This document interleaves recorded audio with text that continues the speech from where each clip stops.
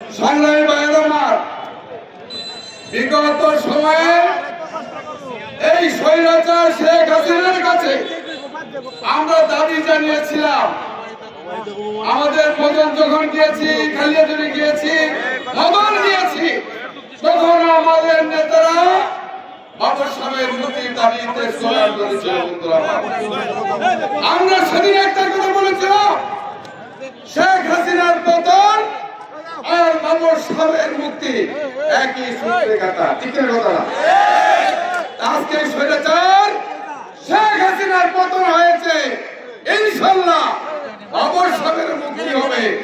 আজকে এই সমাবেশে আমরা বলতে চাই, এই সরকারের কাছে দাবি জানাতে চাই, যত দ্রুত সম্ভব মিথ্যা মামলাগুলো নিষ্পত্তি করে আমাদের প্রিয় নেতা বাবর সাহেবকে আমাদের মাঝে ফিরিয়ে দিন।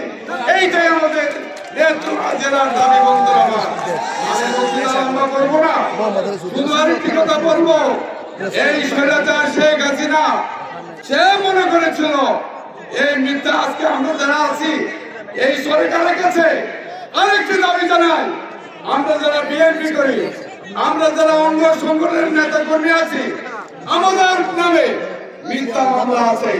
এই সরকারের কাছে আমাদের সকল মিথ্যা মামলাগুলা দ্রুত সম্ভব প্রত্যাহার করে আজকে আমাদেরকে মুক্তি দিন।